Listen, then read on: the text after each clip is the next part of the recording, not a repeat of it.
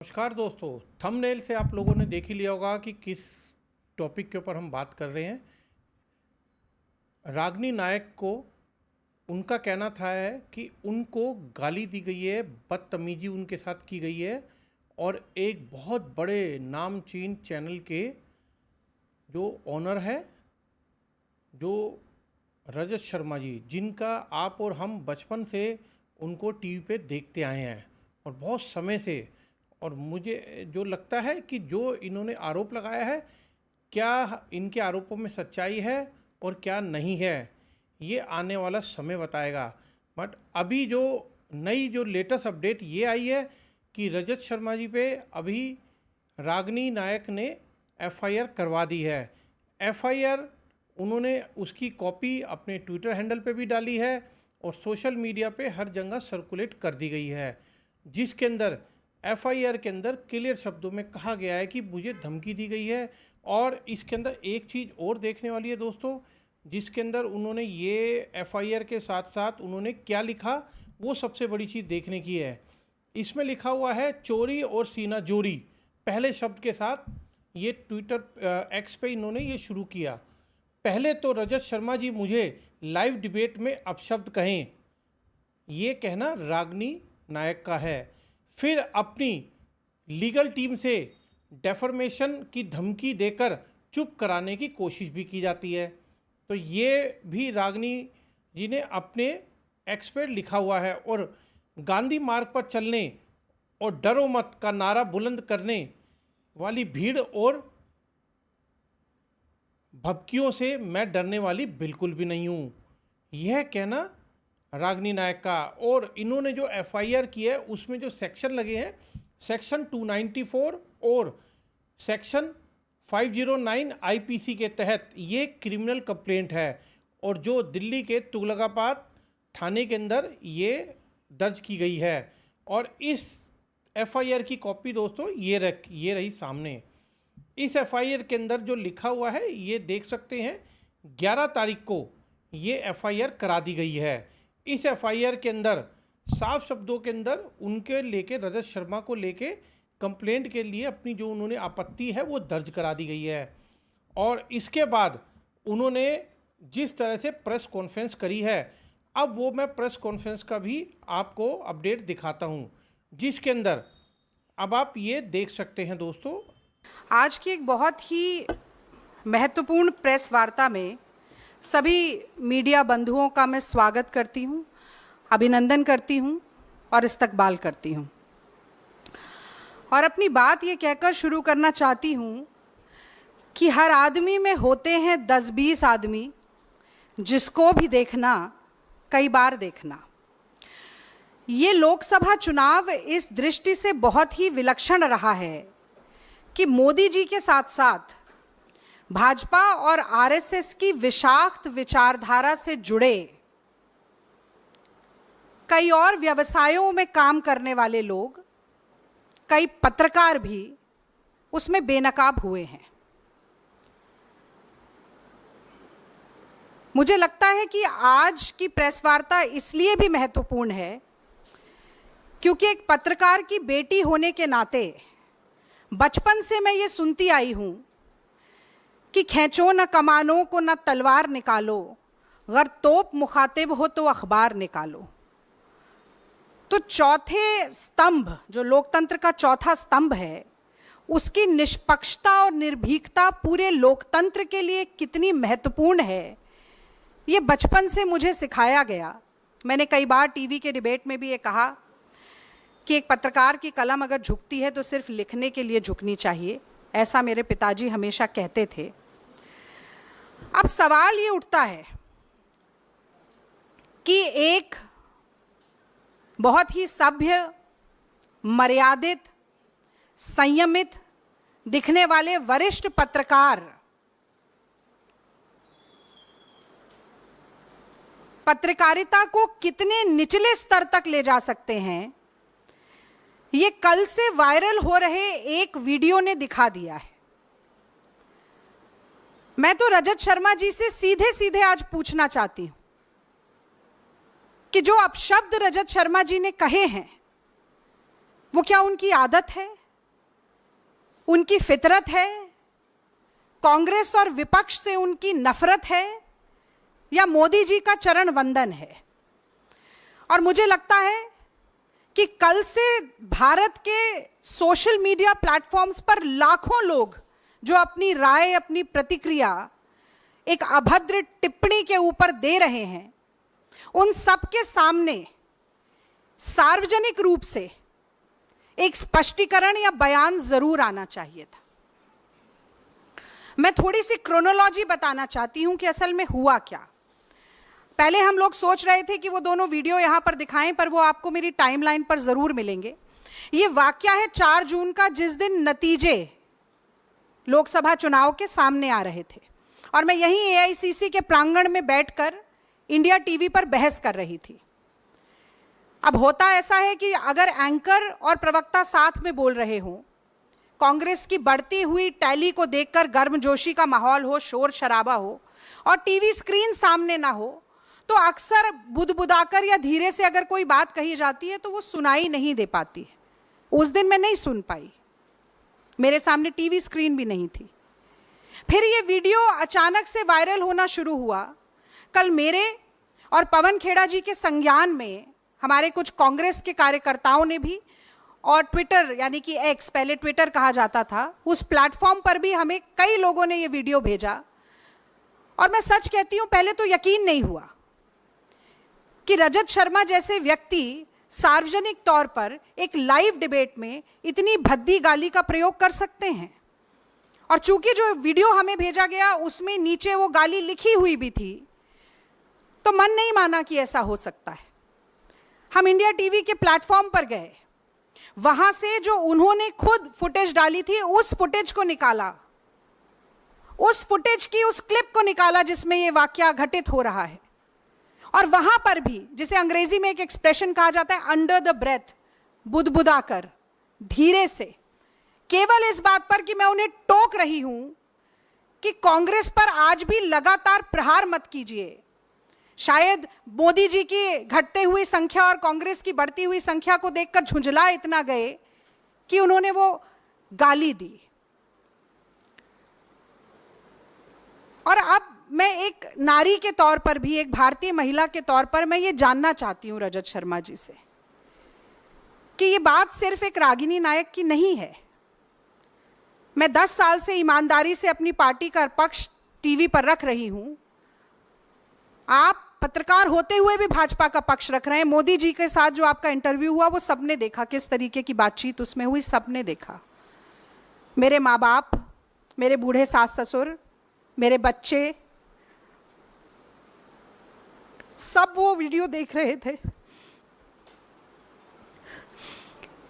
कांग्रेस के लाखों करोड़ों लोग, इस देश की जनता वो वीडियो देख रही थी। आपने मुझे गाली दी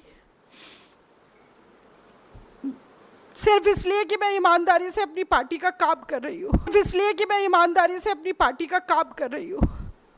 और सिर्फ गाली नहीं दी, उसके बाद सुबह आपने मुझे धमकाना शुरू किया। आपने कहना शुरू किया कि अगर प्रेस कॉन्फ्रेंस किया जाएगा तो डेफेमेशन का केस करेंगे। मतलब आप चोरी करें, उसके बाद आप सीना चोरी करें। आपको लगता है कि धमकाने से हम डर जाएंगे? और ये आंसू सिर्फ इसलिए नहीं है कि मेरा अपमान हुआ है, ये आंसू इसलिए कि आप सोचते हैं कि सत्ता का घमंड इतना है, अहंकार इतना है, आपको लगता है कि आप कुछ भी करेंगे और बच के निकल जाएंगे क्योंकि मोदी जी का हाथ आपके ऊपर है। आप गाली दें, उसके बाद आप कहें कि आप ही डेफेमेशन का केस करेंगे और कांग्रेस पार्टी पीछे हट जाएगी। मैं याद दिलाना चाहती हूं आपको रजत शर्मा जी, महात्मा गांधी ने इस देश में सबसे पहले अभय का पाठ पढ़ाया था। चंपारण में नीलहे जबरदस्ती नील की खेती कराते थे। गांधी जी ने कहा था कि सत्ता के गुरूर से डरो मत, अत्याचार से, शोषण से डरो मत। कितनी भी ताकत हो सरकार के पास, डरो मत। और मुझे लगता है कि वही आज राहुल गांधी भी चरितार्थ कर रहे हैं जब वो ये नारा देते हैं, डरो मत। तो देखिए, हम डरे नहीं, आपकी गीदड़ भपकियों से नहीं डरे। सबसे पहले तो मुझे लगता है कि आपको बताना चाहिए था कि अगर आपने गाली नहीं दी तो आपने कहा क्या है, कौन से शब्दों का इस्तेमाल किया है। वो आपने नहीं किया क्योंकि न सिर्फ आपका मुखौटा हटा है, बल्कि आपके मन में कितना मैल है, कितना जहर है, कितना गुस्सा, कितना क्रोध, कितनी घृणा है, वो सब आज कहीं ना कहीं बाहर आया है। तो आज विलंब हुआ, हमने सुबह 12 बजे प्रेस वार्ता रखी थी, उसके बाद ये क्रिमिनल कंप्लेंट हमने लॉन्च की है, ये आपसे हम शेयर करेंगे। 2 sections, section 294 and section 509 of the IPC. Section 294 कहता है, whoever to the annoyance of others does any obscene act in the public place or sings, recites or utters any obscene song, ballad or words in or near any public space shall be punished with imprisonment of either description for a term which may extend to 3 months or with fine or with both.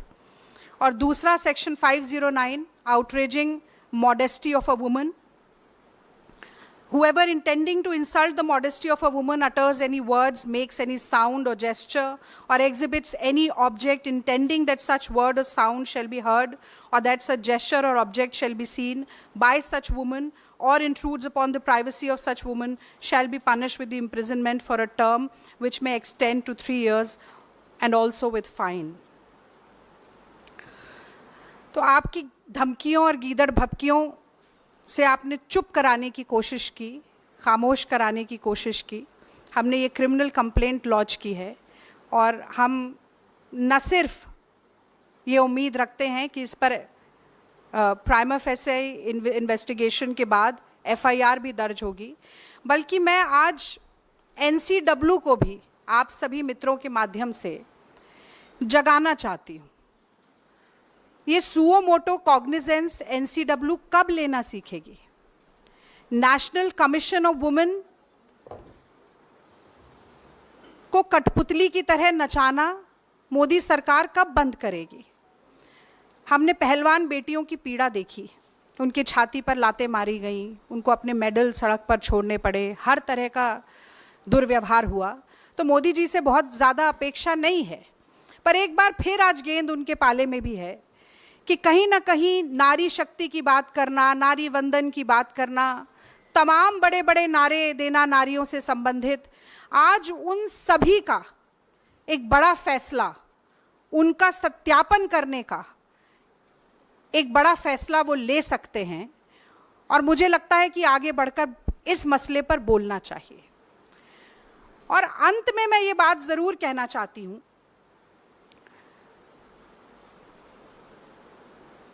कि हमने पिछले 10 साल में देखा, विपक्ष के प्रवक्ताओं की घेराबंदी होती थी, विपक्ष के प्रवक्ताओं को कम समय दिया जाता था टेलीविज़न के डिबेट पर, विपक्ष के प्रवक्ताओं को बहुत सी बार म्यूट कर दिया जाता था, भाजपा के प्रवक्ताओं को कवर फायर मिलता था एंकर की तरफ से।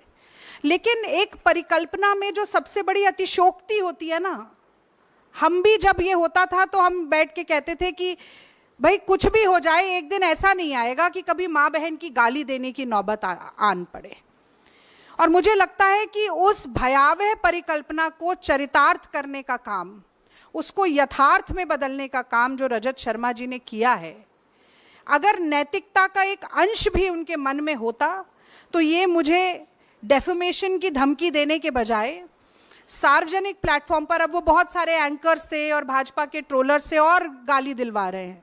आप ज़रा देखिएगा एक बार टाइमलाइन पे जाके, भद्दी से भद्दी गाली, खतरनाक से खतरनाक धमकी मुझे दी जा रही है। तो मुझे अपेक्षा ये थी कि वो आकर ये बात कहते, बताते, स्वीकारते और माफ़ी मांग लेते, ख़त्म हो जाता कि मेरे मुंह से निकल गया, नहीं बोलना चाहिए था, या कम से कम ये बताते नहीं कहा तो क्या कहा।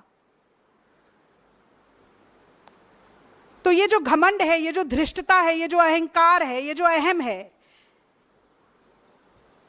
कि अगर सत्ता का हाथ मेरे सर पे है, मेरी पीठ पर है, तो मैं कुछ भी कर गुजरूंगा और मेरा कोई कुछ नहीं बिगाड़ सकता, इस घमंड को तोड़ना ज़रूरी है। इसलिए हम ये लड़ाई लड़ रहे हैं। और मुझे तो बड़ा आश्चर्य होता है, विद्यार्थी परिषद से संबंध रखते हैं रजत शर्मा जी, मुझे लगता है इनकी शायद ये प्रशिक्षण वहीं से शुरू हो गया था। और उसका वो एक अंग्रेजी में कहा जाता है, scratch on the surface and you will see the ugliness beneath. और वही कहीं देखने को मिला है। The perception the pretence actually slipped, और अंदर के भीतर की कितनी कड़वी सच्चाई है वो एक बार एक झलक में निकल कर आ गई।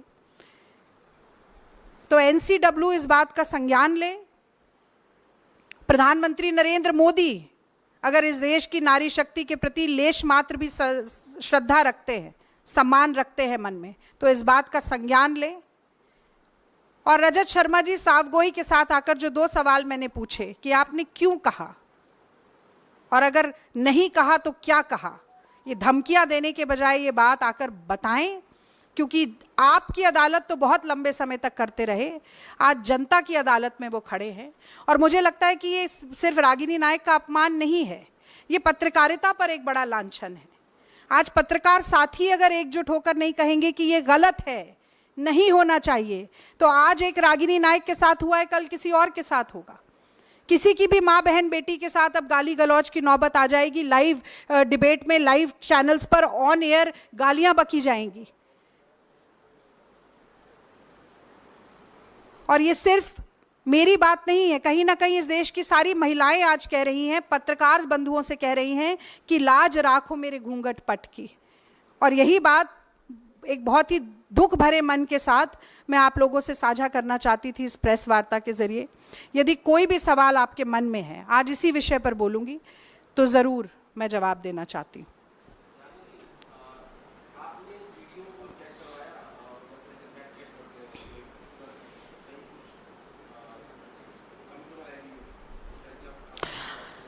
आदेश जी, मैंने जैसा कि आपको बताया कि जो पहला वीडियो मुझे मिला वो भी मेरी टाइमलाइन पर है, वो वीडियो मुझे लगा कि एडिटेड है, क्योंकि उसमें नीचे एक गाली लिखी हुई है, ऊपर ये भी लिखा हुआ है कि रजत शर्मा गाली दे रहे हैं। पर उसके बाद इंडिया टीवी ने जो लाइव शो अपने ही प्लेटफॉर्म पर शेयर किया, उसमें से वही फुटेज लेकर हमने वो सेक्शन, वो पार्ट, वो क्लिप आपको दिखाई है।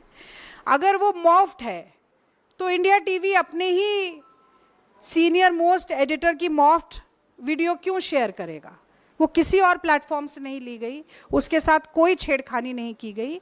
और जो आप जांच की बात कर रहे हैं, मुझे लगता है ओनस ऑफ प्रूफ इस वक्त परपिट्रेटर पर है, अग्रेसर पर है, जिसने गलती की है उसके ऊपर है। तो अगर ये जांच की मांग होती है, वो जांच करवाएं। ना वो मांग कर रहे हैं, ना हाँ कह रहे हैं, ना कह रहे हैं। उन्हें लग रहा था कि एक लीगल धमकी देंगे और सारी बात खत्म हो जाएगी, ऐसा हुआ नहीं। अब ये क्रिमिनल कंप्लेंट भी है, तो ये हम बीच में छोड़ने वाले नहीं हैं, अंत तक इस लड़ाई को लेकर जाएंगे।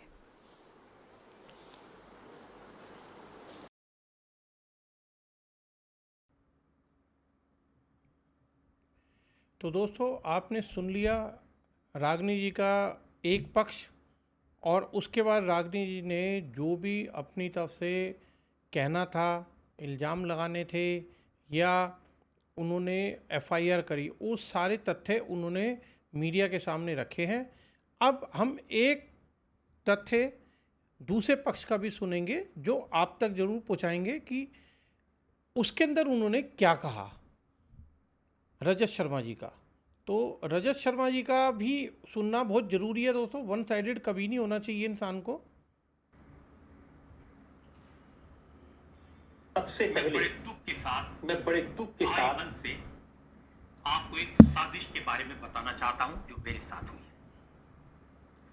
मैं पिछले 44 साल से पत्रकारिता में हूं। पिछले 31 साल से आपने मुझे टीवी पर देखा है। सब जानते हैं, मैंने कभी किसी से ऊंची आवाज में बात नहीं की, कभी किसी का अपमान नहीं किया। मुश्किल से मुश्किल सवाल भी हंसकर मुस्कुराकर पूछे, हमेशा अपनी बात शालीनता से कही। इसीलिए मुझे आपका इतना प्यार मिला।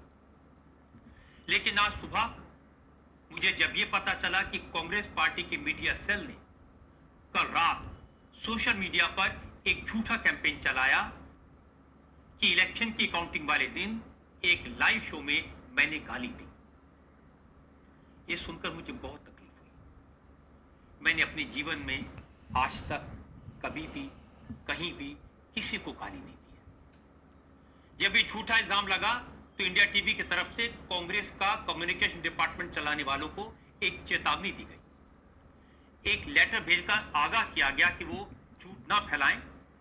उनसे कहा गया कि रजत शर्मा अपनी बात शालीनता से कहते हैं, डिग्निटी के लिए जाने जाते हैं। अगर आपने बेबुनियाद आरोप लगाया, झूठ फैलाया, तो ये मानहानि होगी, डेफेमेशन होगा। इंडिया टीवी की तरफ से कहा गया कि मैंने कभी किसी को कोई गाली नहीं दी, किसी अपशब्द का इस्तेमाल नहीं किया, आरोप सरासर झूठे हैं। असल में ये सारा शो लाइव था, पूरी दुनिया ने देखा। अगर कहीं कुछ हुआ होता तो सबको दिखाई देता, सबको पता चल जाता। कांग्रेस की प्रवक्ता ने इस शो के दौरान भी जानबूझकर मुझे मिसकोट किया। मैंने वही क्लैरिफाई किया और यह भी कहा कि मैं उनके साथ बहस में नहीं पड़ना चाहता। लेकिन अब मुझे लगता है कि कांग्रेस की प्रवक्ता को मुझे टारगेट करने के इरादे से भेजा गया था। उस दिन मुझे प्रोवोक करने का प्रयास विफल हुआ। उनके हाथ कुछ नहीं लगा।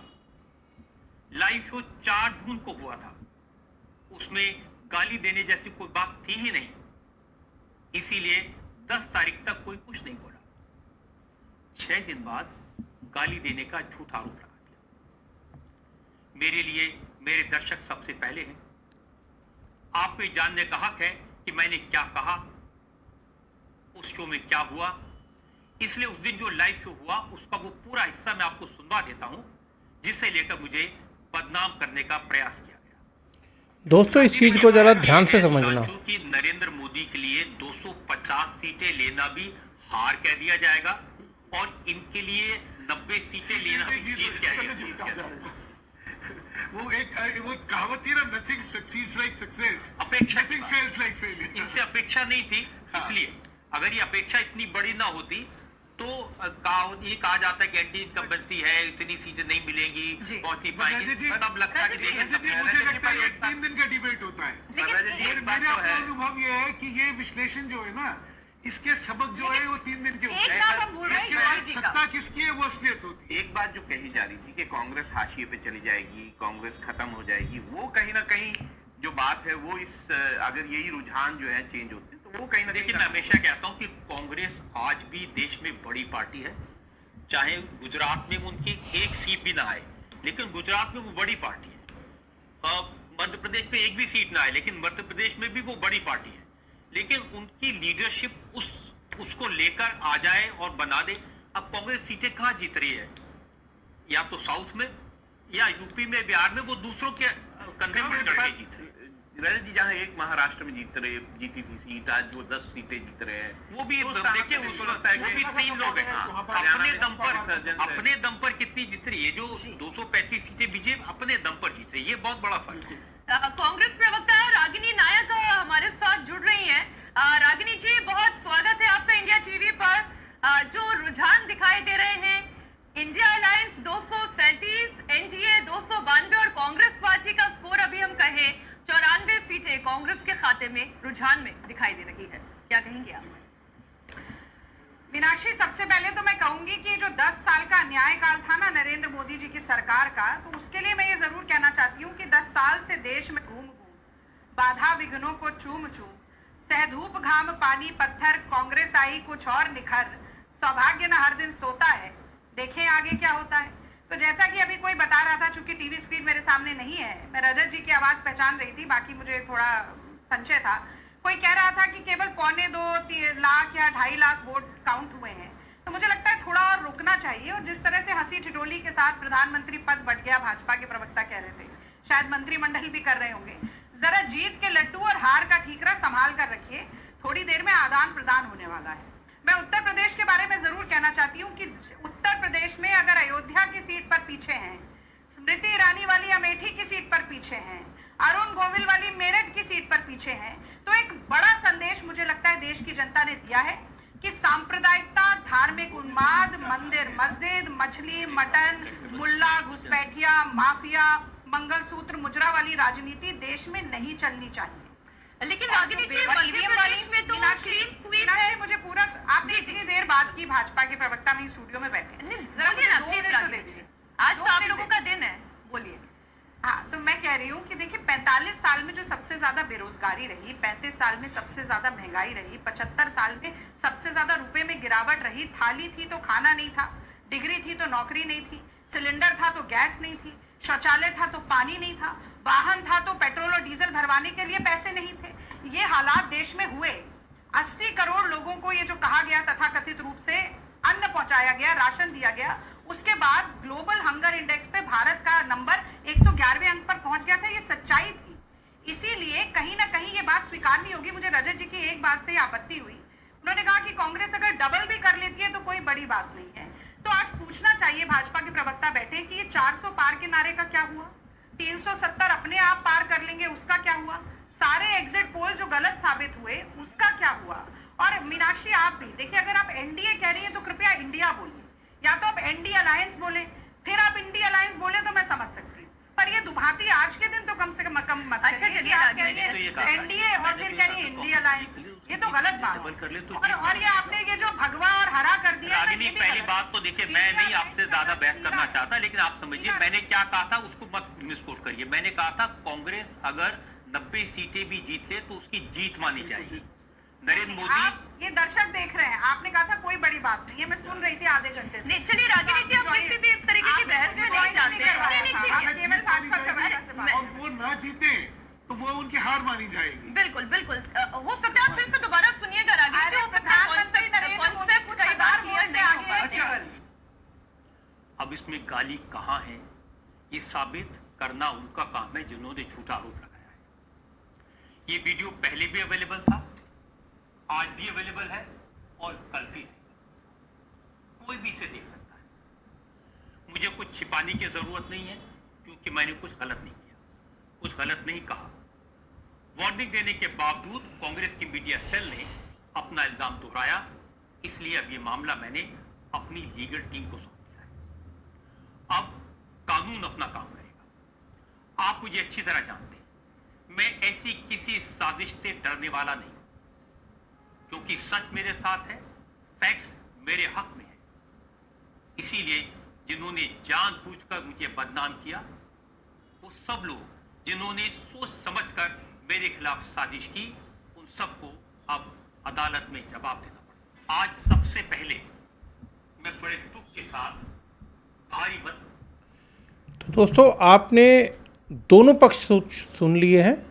पहला पक्ष था रागिनी जी का, जिन्होंने अपने पक्ष में कहा कि मुझे गाली दी, गलत तरीके से बोला गया, जो उनका पक्ष था, जिसके अगेंस्ट पे उन्होंने ये भी बताया भावुक तरीके से कि मेरे परिवार के लोग देख रहे थे, मेरे माता पिता देख रहे थे, मेरे बच्चे देख रहे थे, मेरे सास ससुर जी देख रहे थे, सारा परिवार, पूरे देश की कांग्रेस के लोग देख रहे थे। उस सारे भरे प्रोग्राम के बीच में मेरे को ऐसे तरीके से बोला गया। ये उनका पक्ष था रागिनी नायक का। उसके बाद दोस्तों, मैंने आपको रजत शर्मा जी का भी पक्ष सुनाया। उनके एवज में उनका पक्ष क्या कहता है वो आप लोगों ने सुना। और अब दोनों के दोनों पक्ष अपने आप में कहते हैं कि मैं सही और मैं सही। अब ये फैसला कोर्ट की तरफ जाने की तरफ हो गया है, और कोर्ट के अंदर इसका फैसला होगा कि कौन सही और कौन गलत। और ये एक बड़ा जांच का विषय है, और इस जांच के बाद ही असलियत सामने आएगी कि कौन सही है और कौन गलत है।